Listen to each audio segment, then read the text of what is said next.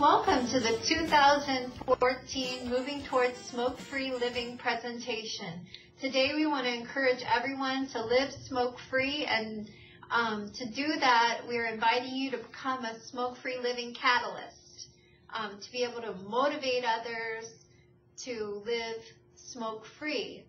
My name is Carol Cousins-Reyes. I'm with the Office of Consumer Affairs in the Division of Behavioral Health in the Department of Health and Human Services in Nebraska. And today I have with me Shirley Diethard. I'm with Tobacco Free Nebraska in the Division of Public Health for the Department of Health and Human Services. Well, the first thing we're going to talk about is quitting smoking. And that's something that I know a lot of people would like to do.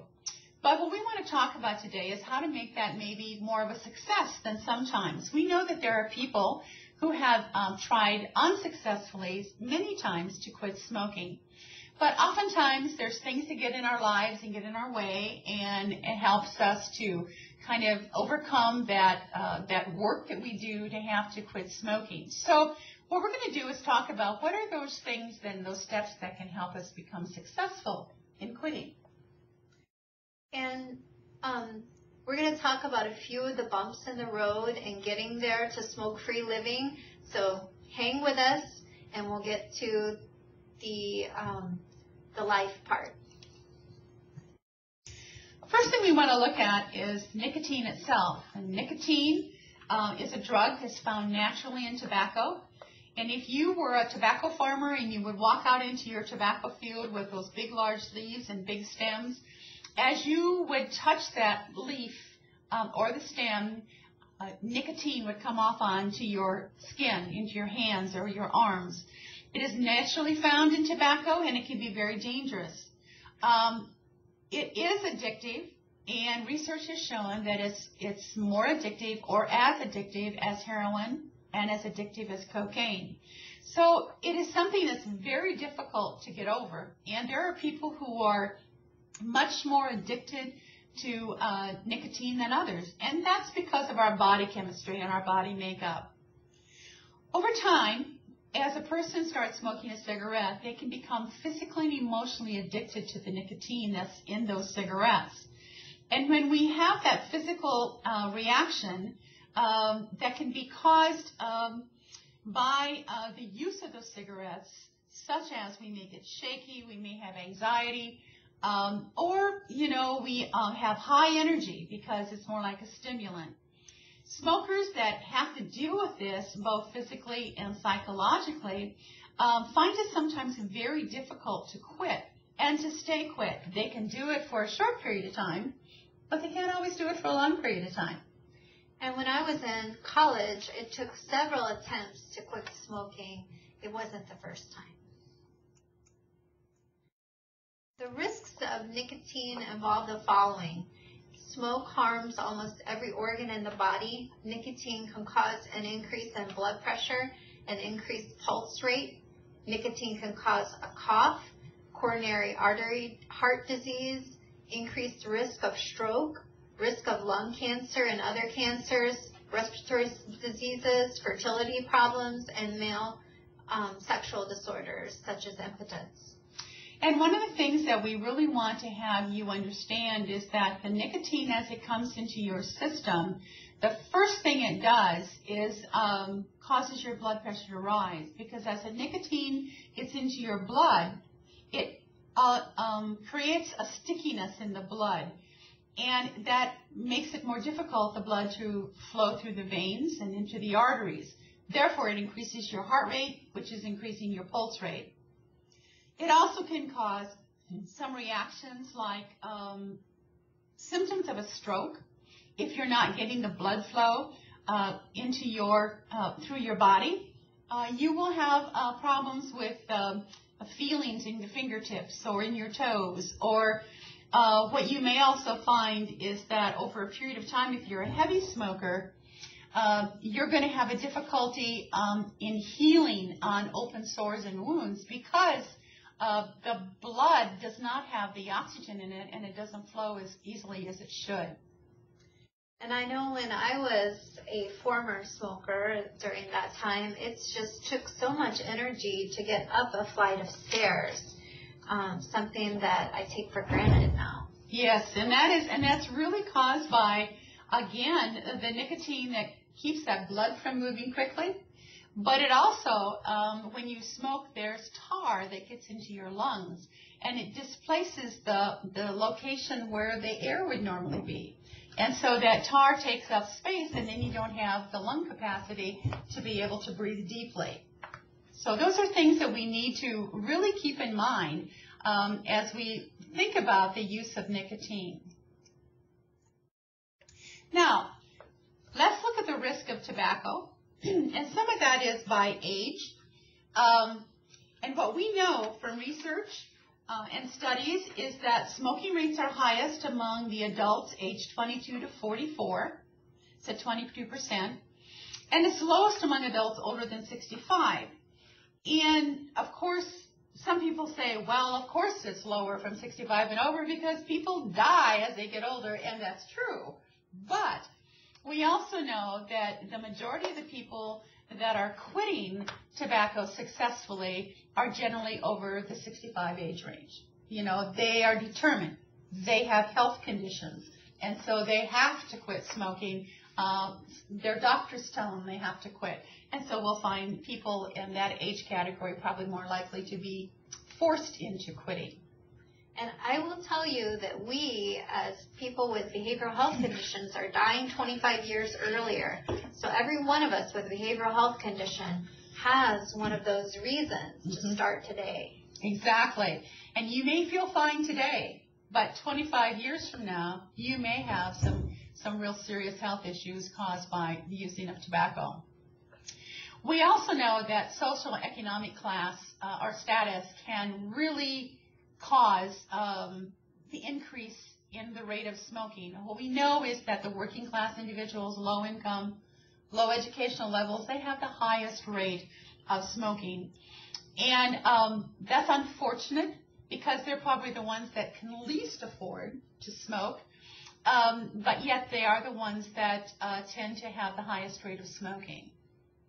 We also know that the rate of people experiencing homelessness is 70% that are smoking, and that's a very high rate. Again, that's one of the groups of people that probably doesn't have the money to smoke, but you'll find that those people, and I hate to say those people, but the people that are experiencing homelessness really have to beg sometimes for other people to provide them with the cigarettes, and they oftentimes get it.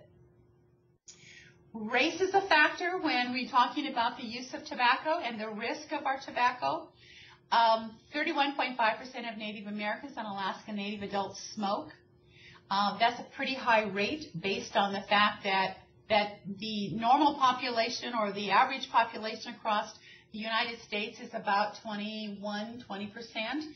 In Nebraska, we're at about 17% of our adults overall are smokers.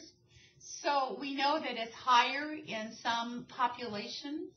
And another population that's very affected by, and unfortunately it's the tobacco companies that sometimes target certain populations of people. And the African Americans are the ones that probably have the highest rate of disease from smoking. 45,000 African Americans die from tobacco-related disease each year. That's tremendous, and that's really sad. But the target of tobacco companies is on African Americans because they tend to use menthol cigarettes, and the tobacco companies target them with those menthol cigarettes, saying that it's better for your health, it tastes better, so this is why you can smoke them. And that's unfortunate. And it's also, I think we should note here that Native Americans may use tobacco in their traditions, but that doesn't mean necessarily that people are required by their culture to smoke every day. Exactly. There's a difference between traditional use and commercial use. And the commercial use is going to the store and buying a pack of cigarettes and smoking. Traditional use varies according to the native tribe. Yeah, I'm not an expert. Yeah, so they, some of them have raised their own tobacco, and some have natural grasses and such that they use for their tobacco. Well, let's look at the last item on this slide, mental health and substance abuse conditions. High rate of smoking again. 46% of people with mental health conditions smoke. 67% of those identify with substance abuse and tobacco. It's very high, and as Carol had said earlier, those people with mental health diagnosis sometimes are dying 25 years earlier due to the high rate of smoking that's happening within that population. And all of us can take action today to stop these statistics. That is correct, and that's what we're going to talk about. Well, there's also some risks around some other populations. Sexual orientation is something that we know studies have been done around the gay, lesbian, and bisexual men and women, and they are shown to have higher rates of smoking than heterosexual men and women. And this is a concern within our population because we know that also there are a lot of mental issues and stresses that oftentimes are seen within our communities around sexual orientation, and that can cause, obviously, the stress within and getting the habit of smoking even higher. Geographic areas are very important. Those people who live in rural areas have a prevalence of smokeless tobacco, and that is the spit, the chew, snus, whatever you want to call it. It's a little either packs or round cans, and they oftentimes use that in the rural communities. We see that about 3 times higher in rural communities than we do in the urban communities. But what we also see in this day and age is our teenage smoking rate has lowered. And I'm saying smoking now has lowered. But you know what? The rate of smokeless is increasing in teens because they feel that if smoking is going to be a danger and the secondhand smoke's a danger, smokeless must be better. And it's really not. Yeah, I've heard some data. I can't recall in my head, but I've heard some data about health conditions being linked to the smokeless. Exactly. And it's usually around throat cancer and mouth cancer, oral cancers like that can be very, very destructive. Well, behavioral status, health status, people that have, again, behavioral health conditions, oftentimes are dependent at rates 2 to 3 times higher than general populations. So we know that there's probably 44% of the people that are using tobacco have again identified with some kind of behavioral health status. We also know that they consume over 34% of the tobaccos, cigarettes smoked. And so those cigarettes, when you think about the cost of cigarettes, think of the dollars that are being spent from those people in the 44% that are represented here that are smoking.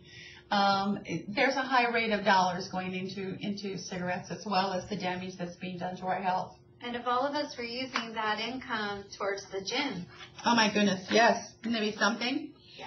It would be fantastic to have a wellness program going on. All right. Well, let's now look at this next slide. Excuse me, I just lost my voice. And I'll let you cover this one. Oh, okay. The brain. Okay. I'm an expert there. Well, why is tobacco so hard to quit? And again, we've said earlier that it is a very addictive substance. And it is the highest addictive substance you can use. And when you get addicted to it, that addiction keeps telling you, I want more nicotine. I want more nicotine. Our brains, our receptors find that tobacco is very, very pleasing. And those brain receptors are the ones that tell us when we're dissatisfied or when we're hungry or when we need something sweet. Or when we want the tobacco, all of those things are what brain receptors are telling us.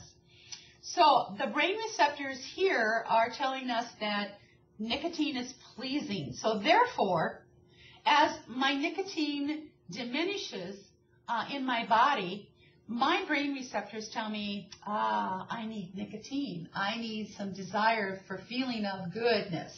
And if I feel good, that means my needs are met, right? So that's what nicotine does for us, is it helps make us feel good for a moment. And then the nicotine obviously lessens, and then we get that craving again, is what we call it, for another cigarette. So, nicotine helps you feel on top of the world. Makes you want to smoke more because it makes you feel good. And many of us may not feel so good. If you have behavioral health condition, you may be facing discrimination in our culture. You may be fighting some traumatic memories in your life. And all these things, nicotine can assist you in unplugging for a moment. Mm-hmm. It's true. One of the other big things that tobacco does, particularly in women, it keeps our weight in check. So a lot of women like to smoke because they can keep their weight down. And it's really a myth that you can't keep your weight and not smoke. And we'll talk about that. That's kind of one of those things we'll talk about from the wellness perspective, because obviously if you quit smoking, you also can increase your nutrition. Better nutrition, more exercise can help you keep your weight down so that when you're not smoking, you don't gain the weight back. So those are very important. Okay, next slide. Why do people use tobacco? There's biological and psychological. Nicotine can enhance concentration, positive mood, pleasure, and enjoyment. And it also relieves tension and anxiety. It helps you cope with stress, and it increases the habit, which increases your habit of smoking. It creates an escape, and it is a way to manage body image for some, which we just talked about. Yeah. So those are important things to kind of remember. Do you want to go on, because this kind of goes along with that other slide too, the social and cultural? Yes. Native Americans experience a higher rate of tobacco use, and each tribe uses traditional tobacco in tribal ceremonies. To feel also separately, people use tobacco to feel as part of a group. I've heard people say that the smoking group where I go to receive my behavioral health care is the only group that really gets me, or is the best group that I go to. And being part of a group can be an amazing feeling, and we just have to create other groups that are just as amazing. Social networks are powerful. Peer influence is important for youth, and it's maybe a part of youth social activities. I know that when I was growing up in high school, I wanted to be part of the cool crowd, and we were smoking. Smokers, yeah. Oftentimes that's what happens, yeah. And or drinkers. I mean, they oftentimes smoked, but then there was another group that probably smoked and drank. I mean, I know in my high school that was the way it was, and if you didn't want to do either one of those, you kind of left out in the third group, where you were nobody, because you weren't part of the in scene or the in crowd. And we can create a whole new crowd around wellness. We don't have to label ourselves with stereotypes. We can create new lives. Exactly. It's very important. Well, some of the common behavioral issues that we look at with tobacco is that, it can increase the risk for tobacco use and reduce cessation rates. So if we have, as was mentioned before by Carol, that if you are a person who has some pharmaceuticals that you're taking, some drugs that you're taking related to your behavioral health issues, those can be affected by the amount of tobacco that you use. And oftentimes, because people don't necessarily work with doctors, they then have to say, okay, it's either my medication or the tobacco. So what do I do? So what do? They quit, trying to quit smoking and go back to life as it was. And one of the things that we always say is that when you're wanting to quit smoking, we probably need to work with a medical doctor, whether it's a psychiatrist or a family physician, just to kind of look at where we are with what types of medications we're taking, how that's affecting our body, if we have nicotine in our system or not. And some of us take some pretty serious medications. I know myself, I take an atypical antipsychotic. And if I were to start smoking all of a sudden, that medication would flow through my body much faster. Or if I were currently a smoker and I was taking this medication and decided to quit one day, then suddenly I would receive a lot more of my medication and might be really anxious or sleepy. So depending on, what medication I was taking. And so it's really important to work with a doctor when you take some of the medications that we take as a group of people. Exactly right. And people who are particularly have depressive disorders, that is the same type of thing, because antidepressants can be very affected by nicotine. And so if you are have a high medication regarding depressive disorder, we see typically that those people have poor success rates in quitting. And so there again, the help of a doctor to measure again the medication to figure out what is going to be the best for that person if they're wanting to quit smoking. So we know that antidepressant levels sometimes will have to be increased because tobacco can be kind of a stimulant. So, it needs to be increased once you get off of all that nicotine. So don't go it alone. Don't go it alone. You need some help. You need support. Some forms of anxiety tend to occur after tobacco is used, and anxiety rises when the nicotine levels decrease. And if you are a social smoker and you decide all of a sudden I'm going to quit smoking, it may become very difficult because you become anxious.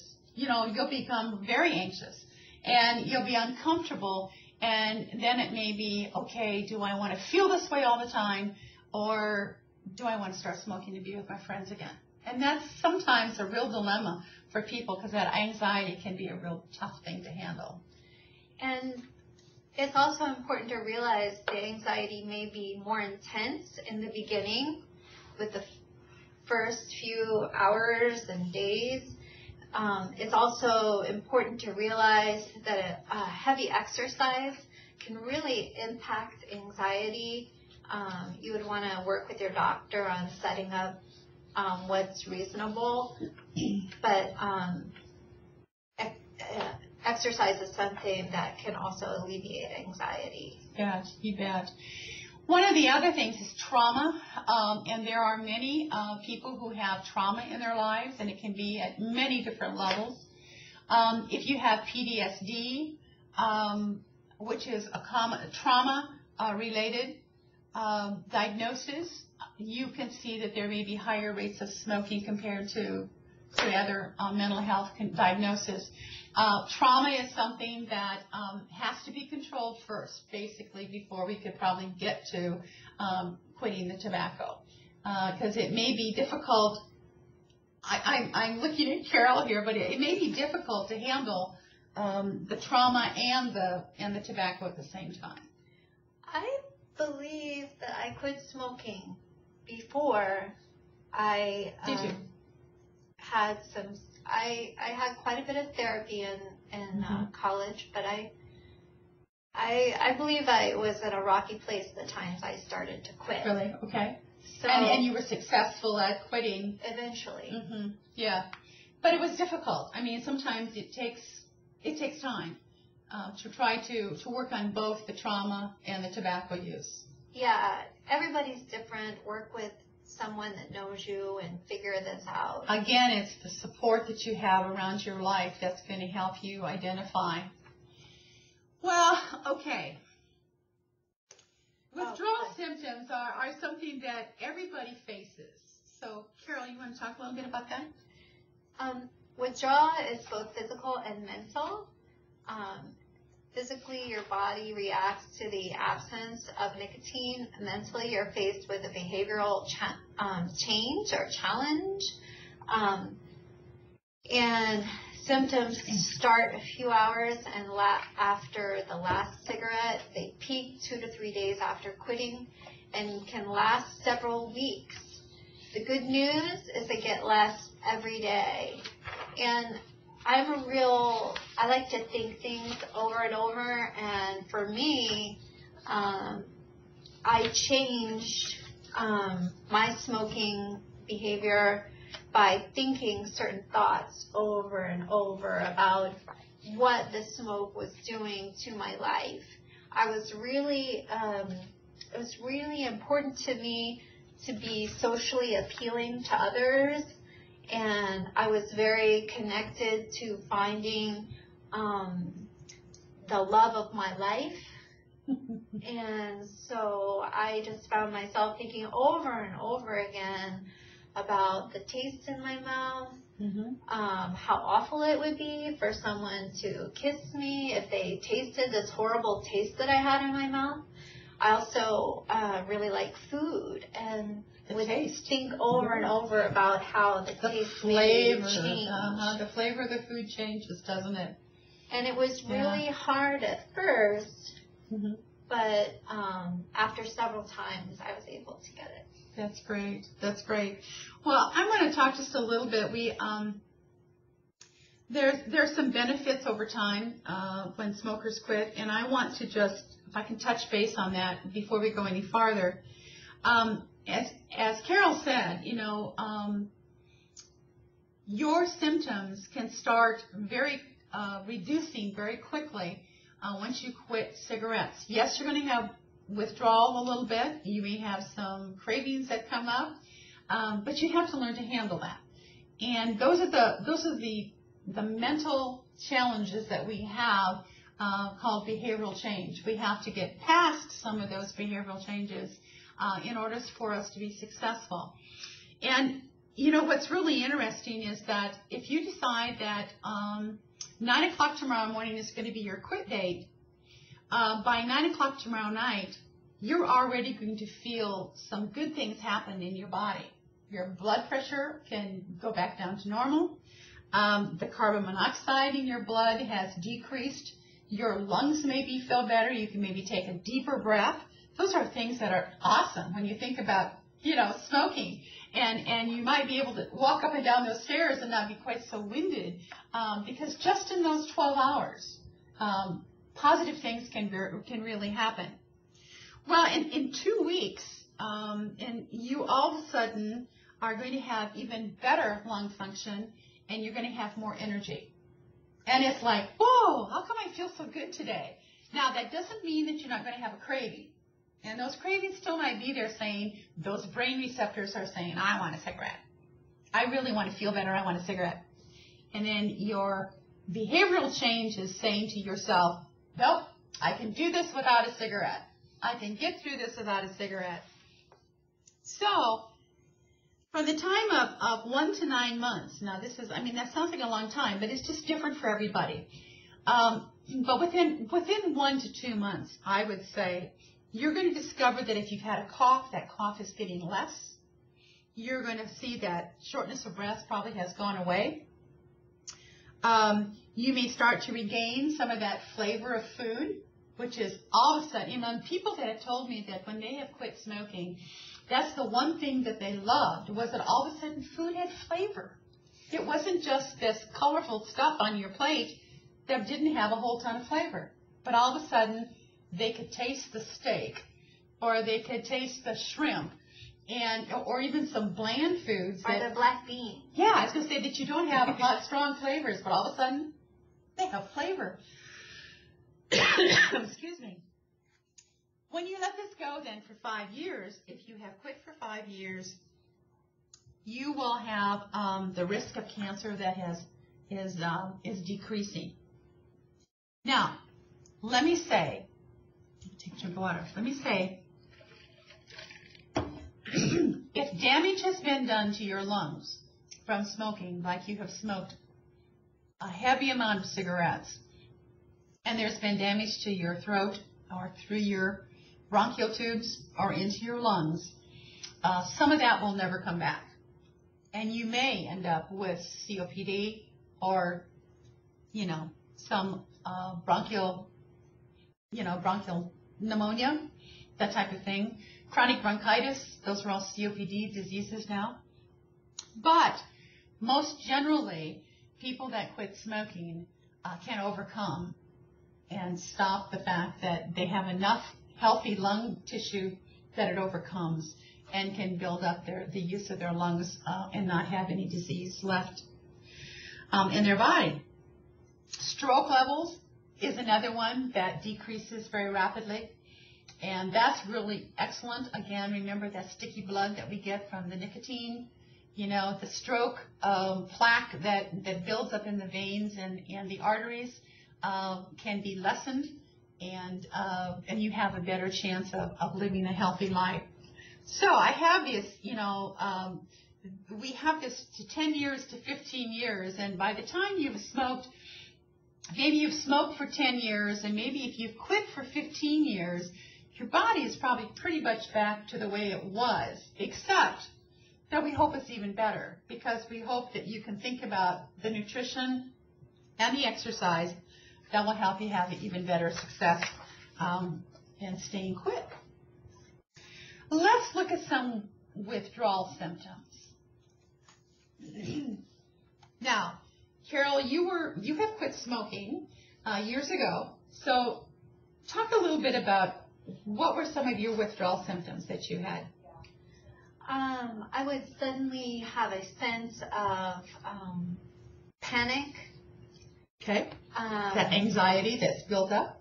And a feeling of a need to escape. Mm-hmm.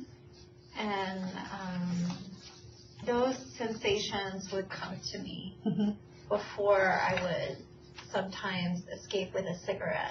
Okay. And so this time I had to imagine something different, which was leading a different lifestyle and attracting the love of my life. That was quite a distraction. So it was truly a change of behavior for you.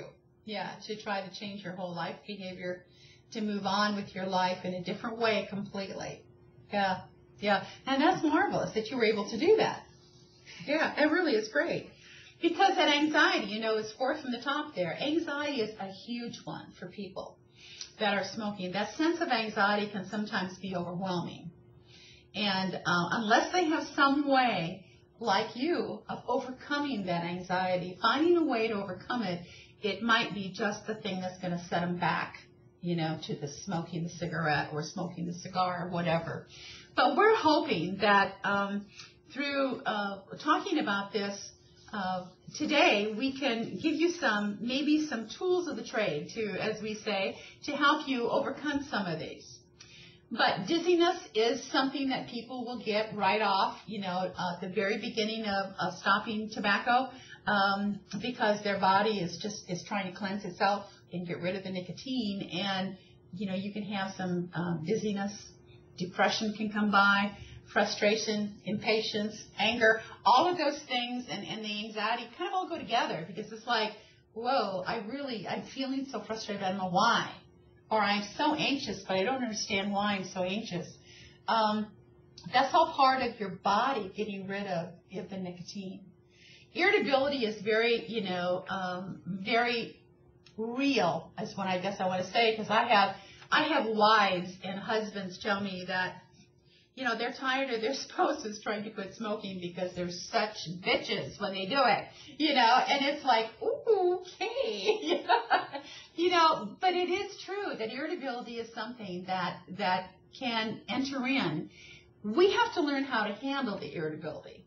As a behavioral change, one of the things we need to talk about is how can we handle some of that irritability and that frustration that comes in with it, which can also go along with the fact that I'm not sleeping very well.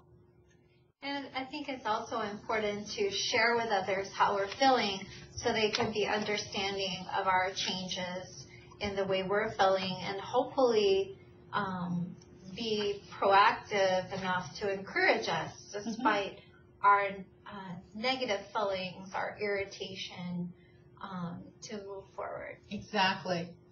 You know, and I think that one of the other things that's on this list that I think is a positive is that sometimes that increase in appetite is such an experience that people get so excited about that they think, I'm never going to smoke a cigarette again because everything tastes so good.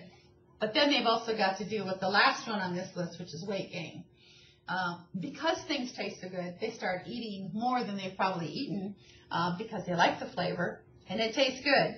So that's where we have to have the support of our friends and neighbors and family who help us with exercise and eating healthy and nutritiously so that we don't gain the weight.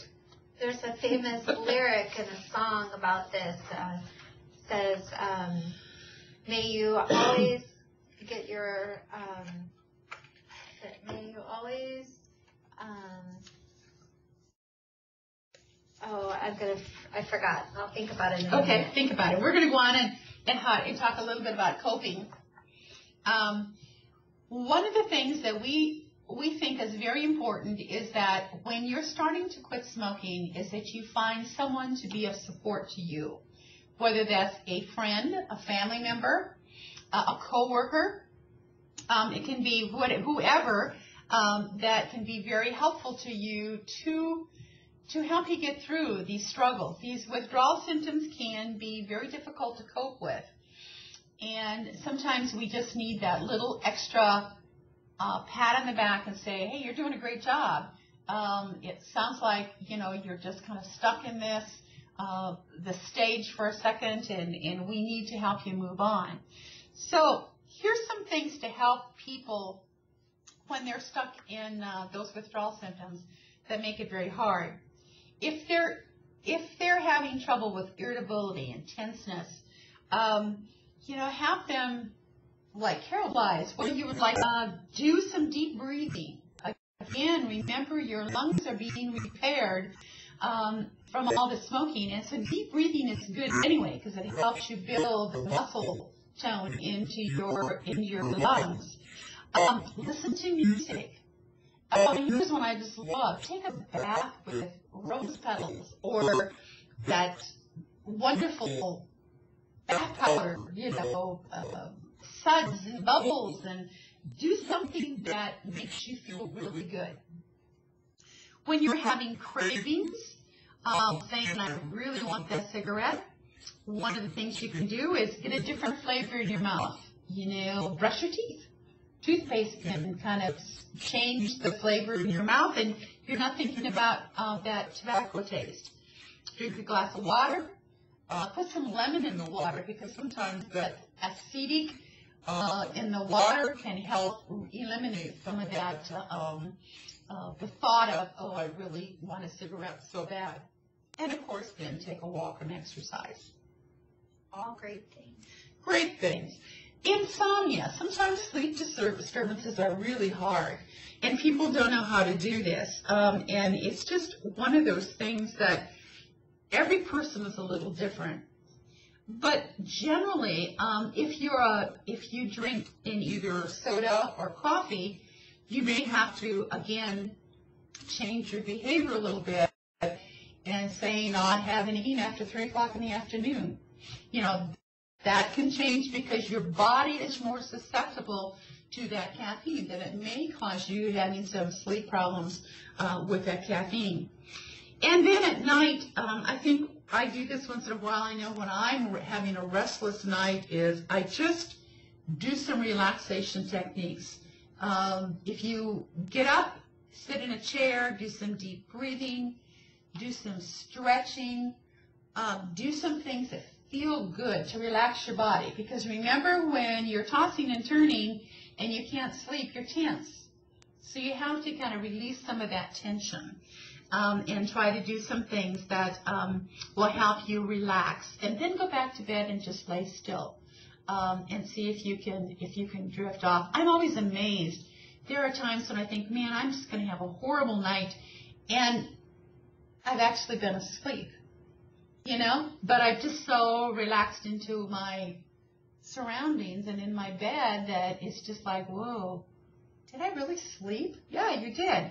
And you can kind of do that from those relaxation techniques that you get yourself into that can help you just relax your feet, your legs, your body, your arms, your hands, you know, relax your neck, relax your back. You know, if you can just do some of those visualizations around I'm relaxing every part of my body, that can help on those sleep-disturbing nights.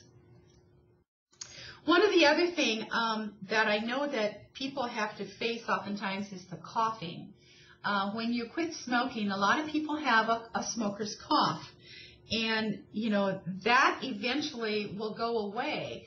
But there are some times where you can get into a cough cycle, as we say, and you have all of this phlegm and this buildup from your lungs and your bronchial tubes that has to come loose and get out. And so what we suggest is drinking warm herbal tea can help release some of that junk in your throat and in your bronchial tubes. Or maybe even some citric juice, like, again, water with lemon can help. Honey and lemon juice together with water can help. Anything that can kind of help loosen up can help get that cough calmed down, because oftentimes those coughs will come back at night. Smokers talk about that, and because that's when it starts congesting a little bit and you start coughing more. Eventually that cough will go away once you quit smoking.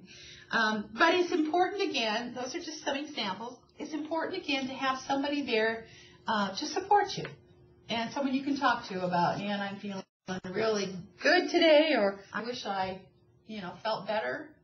I'm really having a hard time hanging on to the non-smoking situation, craving something. So try to give some positives around that.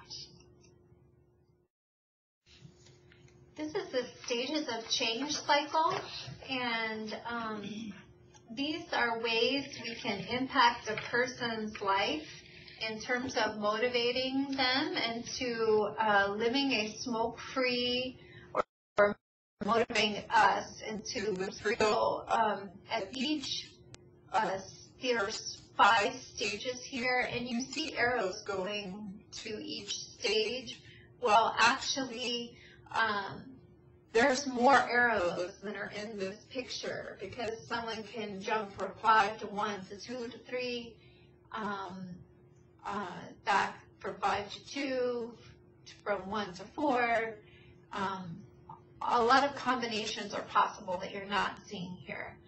But we're going to talk about this in a simple form and how you can address positive statements for a person at each stage, no matter where they are as an individual or where we are as individuals. So first stage is pre-contemplation, which is usually an individual is not even considering quitting, but someone may have said something to them. So what are some of the positive things that we can think of, Carol, around that pre-contemplation? I know you're not thinking about quitting right now, but you might want to consider your health, an important issue in the important issue of your health in the near future. And this is, I think, a really important one, because oftentimes people that are not ready to quit or not wanting to quit are not thinking about their health. You know, they're not thinking about how this is really affecting their life. They like to smoke. A lot of people like to smoke. They like the taste of it. They like the time doing it. And so it may not be something that's considered at all. So suggesting health, you know, might be a way. I hear you saying that you're ready to quit smoking tobacco, but I want you to know that I'm here to help you ready. So, yeah. If you're not ready, that's fine, but I'm here. I'm aware that your family is on you to quit smoking, or whoever is on you. But just know they are concerned for your health. Again, those are kind of approaches to take that It kind of helps you get into the health mode. Older people, oftentimes when they've smoked for years, 30, 40 years, it's hard for them to hear. But somebody might say, "Oh, we should quit smoking." I'm never going to quit smoking. I like to quit smoking. But that's where the positive side can be. I realize you're not ready to quit, but I want you to think about your health. And oftentimes what happens as they get older is they end up with something medically going on, and then smoking becomes an issue. I have a memory of taking my grandfather's cigarettes and throwing them away when I was a very young child, and him being suddenly surprised that all my stash was gone. And I think he got the message. It was. I don't recommend it. I think there are other ways. But yeah. I think we've all been there. My father smoked a pipe, and I hid the tobacco on him one time, and he was not happy because I thought that was a way for him to try to quit. And I was an adult at the time, and he had chronic bronchitis, and I really wanted him to quit, even though I knew it probably wasn't going to help him ultimately. But I just, the fact that tobacco caused his chronic bronchitis really upset me. It's upsetting for other people. Very terrible, yeah, and it's just real hard. Well, let's move on to contemplation. This is when an individual is not prepared to quit, but might be considering. I'm thinking about quitting sometime in the future. Maybe next year. They really have an intention, but it's not right now. It means like, I'll get to it. So that's kind of contemplation. It's not. It goes from the I haven't thought about it at all to, okay, yeah, I probably should quit at some point in time. So some of the things we can talk about then is, I know quitting is very hard, but with proper support from your healthcare providers, your family and friends, and the proper quit plans and follow-up, it'll be a lot easier for you. I'm very pleased that you are beginning to think that smoking is not good for your health. Or good for you for considering quitting smoking. Just know that I'm here to help and support you when you decide to quit. You might call the Nebraska Tobacco Quit Line for support and with making a decision about quitting tobacco. Or quitting can be very difficult, but I am so pleased that you are considering quitting tobacco within the next few months. So we're trying to reinforce them, saying, wow, I'm thinking about it, but I haven't set a time, and it'll be in the future. It's kind of a way to get them to have some positive feedback on saying, yeah, that'd be a really great idea. And we don't want to push too hard. No, because if you push hard, they're going to back off. Yeah, they will. So preparation then, they're actively considering quitting in the immediate future, like within the next month or the next 2 months, whatever. So preparation. So, okay, what do I do now stage? Congratulations on your decision. Yeah. Let's call the quit line and get you set up and have some support in the next coming months. You're making a great choice for your overall health. What new activities are you going to engage in to support your new lifestyle? I mean, there's something for them to think about. What can I do to support you?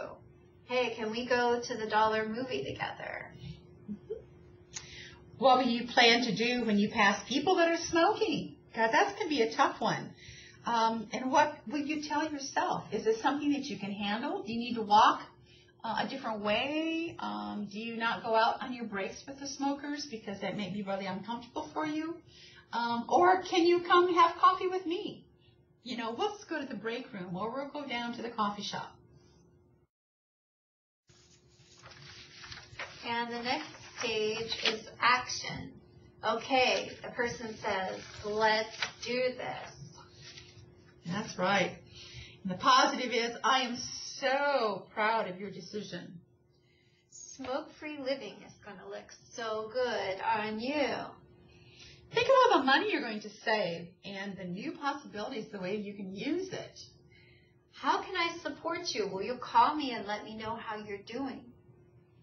Have you called the Quit line for support with the action of quitting? They say the beginning is the toughest part. I have complete faith in you. Those are great. And then the last phase that we have here is it is possible stage, and that's maintenance. That's after you've quit. Now you're on your own. What are some of the comments that we can talk about? And this is where it is possible. The person knows it's possible. And they're... Yeah, and you might ask, have you had any cravings? Have they been hard to handle? What are you doing that can help you overcome some of these cravings? Getting to talk about maybe the walks they take or exercise they've done, that type of thing. Maybe even taking all those to a new level. Maybe a person's life has become stagnant in their routine. Maybe they're ready for a new challenge. Exactly. You bet. And it's so important to really, be positive with their success because, it's hard and they've done a lot of work to get where they are. And you can ask, when is the person's smoke-free living anniversary? And you can have a whole celebration around it. That's right. Let's go do something fun. Let's go play golf or miniature golf or something that, you don't normally do. Great. So those are the stages of change, and we gauge how we work with a person in each stage. It's useful to think of tobacco cessation as a process rather than an event. And I guess this is where I want to just really talk a little bit about all the stages that we just went through, the stages of change. It might take some people 6 weeks to go through that process. It might take some other people 9 months to go through it. And it might take somebody else, they may struggle with it for a year before they really can quit. Everyone's process is going to be a little bit different. And so we have to be really supportive and aware of where they are in this process and try to be positive with them wherever they are. Remember that when we are positive with them, we're reinforcing the fact that they're not failing. They're continuing to try to find the success. And we don't ever look at failure. We look at the success of it all. Even if they can only cut down. Sometimes people can go from a pack-a-day smoker to maybe 5 cigarettes, and they just can't get rid of those 5 cigarettes. You know what? That's success. Because it's a big thing for those people to do that. And so we want to congratulate them and be supportive of them and help them. Eventually, maybe they can overcome those last 5. We want to celebrate any stride forward, even if it's a quitting attempt. Those moments living smoke-free should be celebrated. Exactly. So, here's another way to look at this, and just wanted to offer this up because what will help an individual to get through these stages. And we talk about education, and educating is more of being supportive. And in the pre-contemplation, that education might again relate to, your health. Your health is important, and we really wish that you could think about quitting because of the health.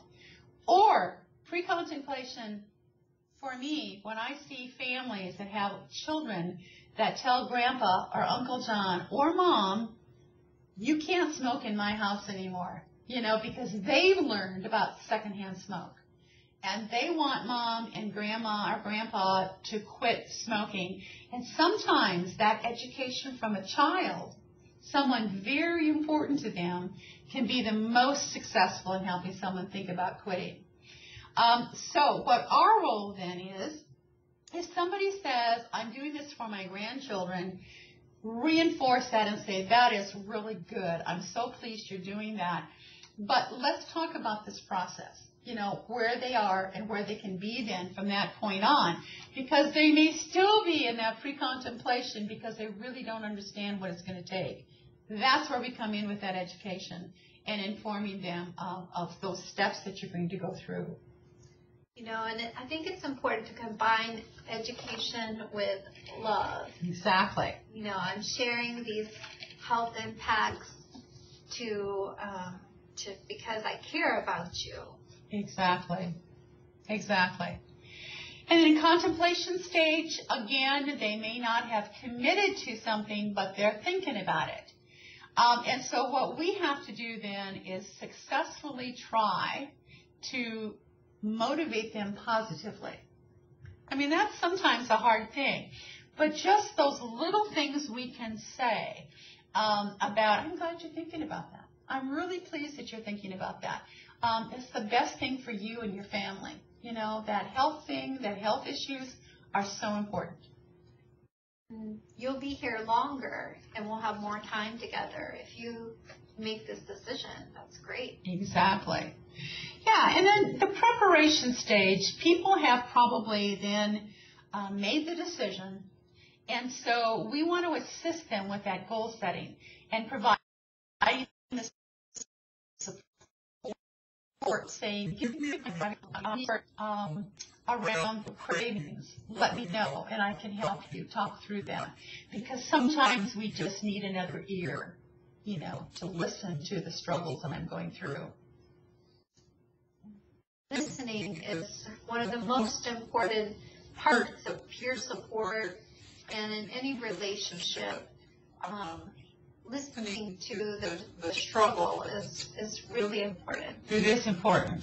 And then, of course, the action part. The action is when they're actually doing. I have calls to the quit line. I've had some counselors or coaches talk with them. This is where we can say, hey, we're going to provide support in any way you need it. If you need to have your hand held, we can do that. If you need to have a pat in the back, we can do that. You know, we have to help them try to overcome some of those barriers, like, you know, for example, they're in the process of quitting, but their grandfather dies. And it's like, oh, the stress in my life, I can't do this. I'm going to have to go back to smoking. And then what we say to them is, oh, but let's talk about this. Is there something else we can do? We know the stress is there, but we all handle stress, even though we're not smoking. So we need to think about what are some ways we can handle stress rather than going back to the cigarette. And being positive and supportive of, it's okay. We know stress is there. Stress is in all of our lives. And we need to learn how to handle that and overcome that barrier of that cigarette being the controller. And so it's very good and important to talk often to people that are in that action stage to make sure that they're okay with going through the changing behaviors that they have. And support is so necessary. Everybody's different, but for this particular time period when a person's taking action, that support in the most struggle-oriented time is really important to be there and to change up that environment and to do new things together. Exactly. We have to learn to handle stress in a different way. And all of those decision points that we have in our life, sometimes we just need to have a new perspective. And we have to do it from a different approach. And it can be as simple as let's go for a walk, or it can be as tough as, you know, you've lost a very, you know, dear friend or a grandfather. Well, let's talk about it and see how we can overcome this. And in terms of walking, you want to walk somewhere new. That's right, exactly.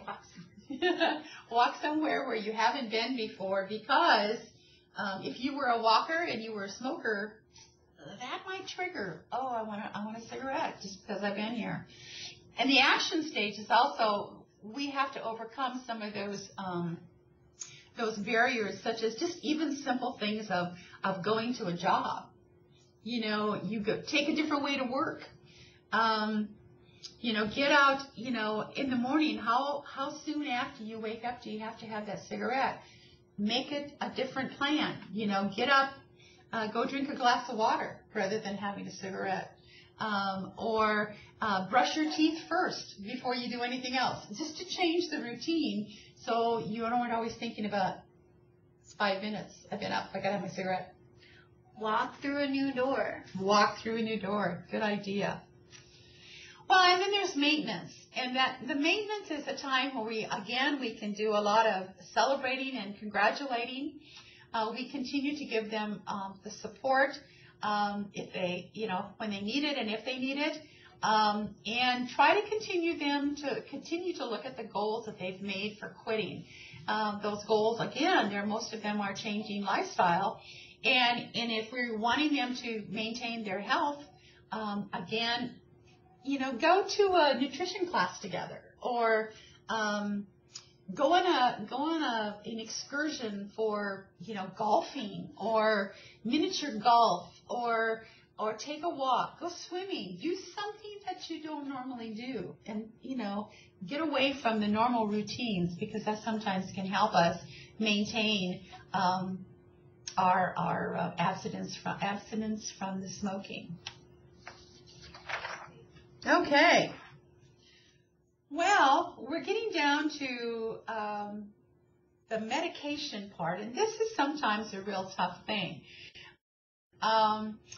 But it's also the most important, and this is where, if you are being supportive to a person who's trying to quit smoking, that you need to recommend the person talk to their physician, because it's a physician who's going to know which medication they have results in during the time that you're trying to quit smoking. So we know that counseling, and along with medications, what we call the nicotine replacement therapy, have the best results for quitting. But we also know that some of those nicotine replacement therapies are not medications that we should use for everybody. So that's why it's important to work with your physician on this issue. Starting with nicotine, though, replacement, you can do this with some of these medications 2 or more weeks before you even actually quit. And because you can do that, you know, what you're doing is you're getting your body kind of set up for quitting. And some of the medications like bupropion and Rolenquin, which is Chantix, those are prescription medications. Those are ones that your doctor has to prescribe. And because they're prescription medications, they may have a few more side effects than the other non-prescription drugs.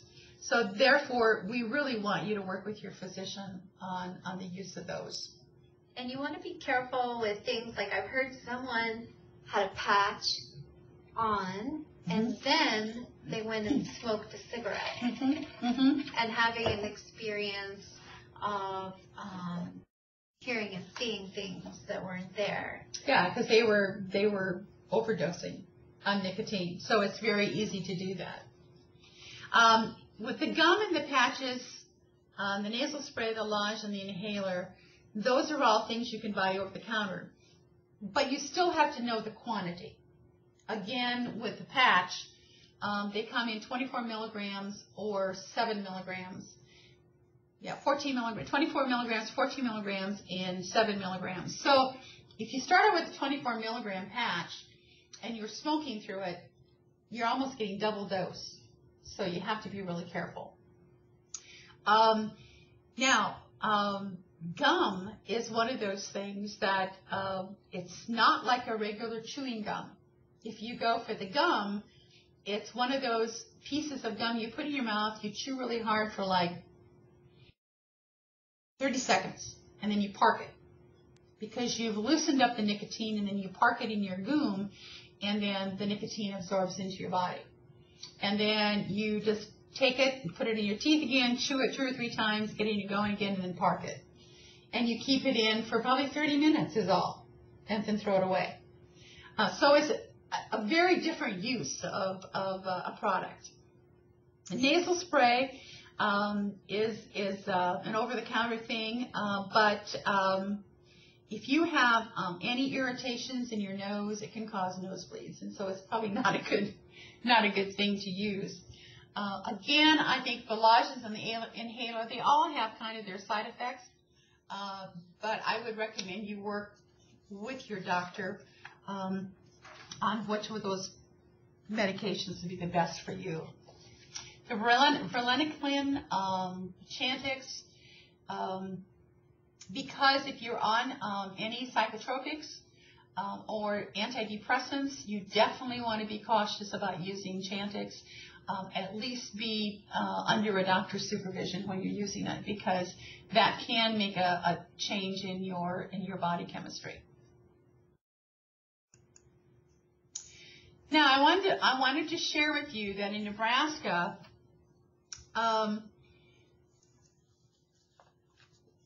the Nebraska Tobacco Quit line is open to anybody, but we do not provide medications with the Quit line. The only way in Nebraska that you can receive the possibility of medications is by being a Medicaid client. And then you are eligible to receive 2 90-day supplies of medication when you're enrolled in the Nebraska Tobacco Quit line and receive a prescription from your doctor.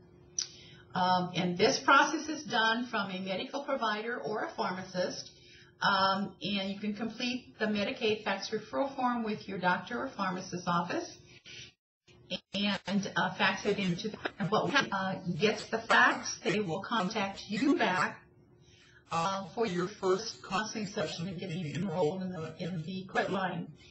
And then the medication will be approved by Medicaid.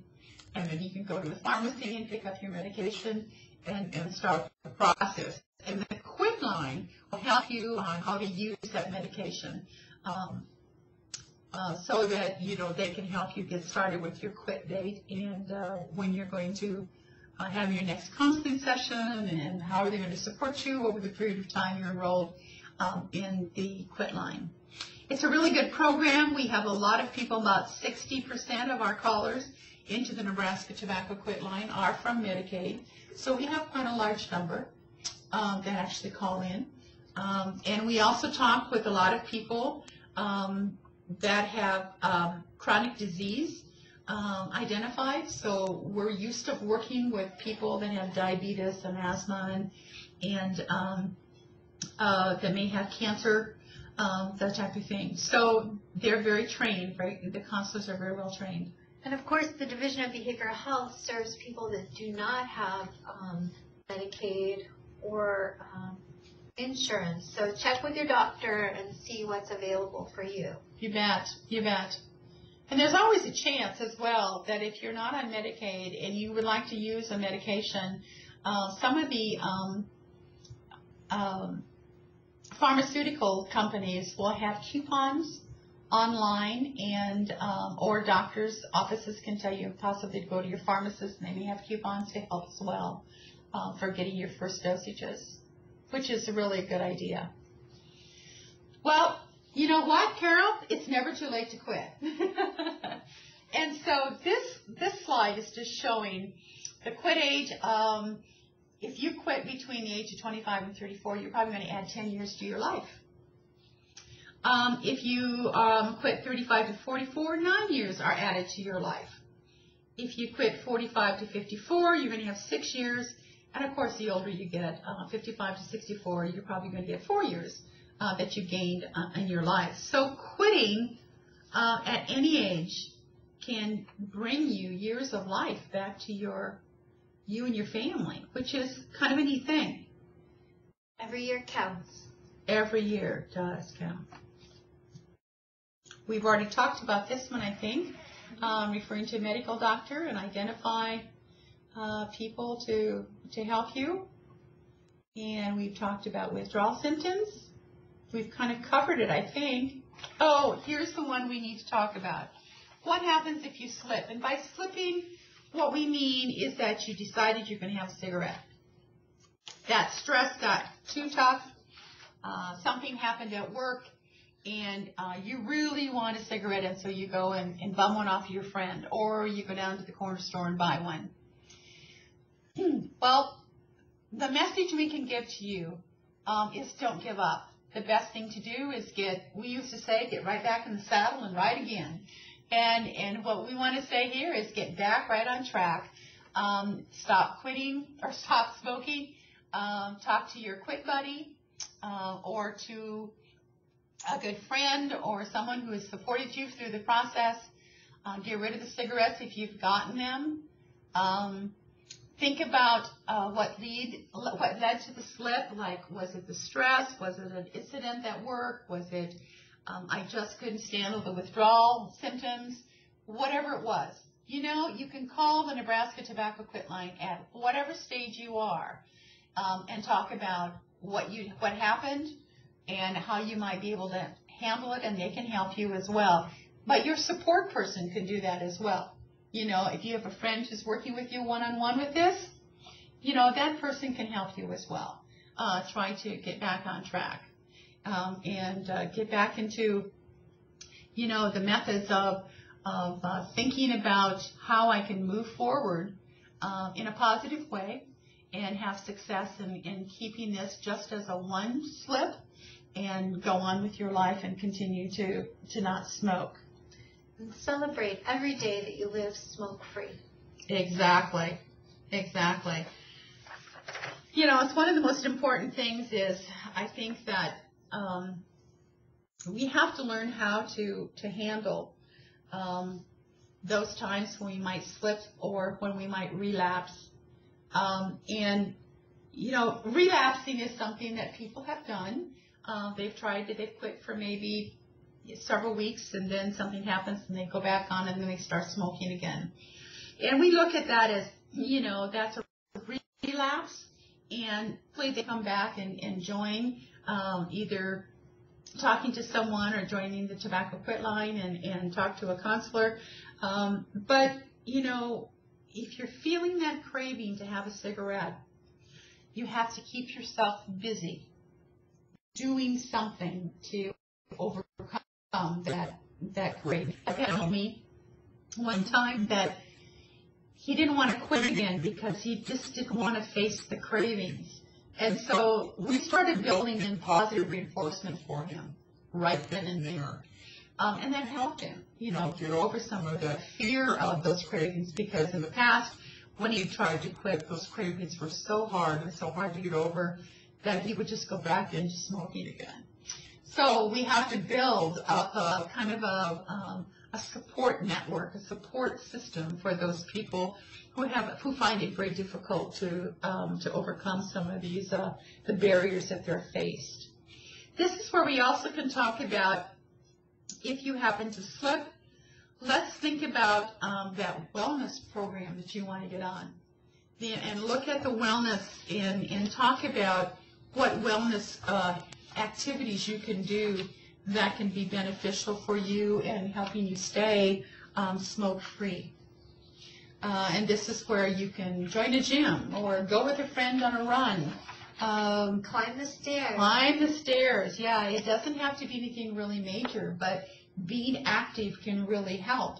Can help those people get over those cravings and over those times when it's easy to go out the door and meet your buddy and go smoking. So, I think we have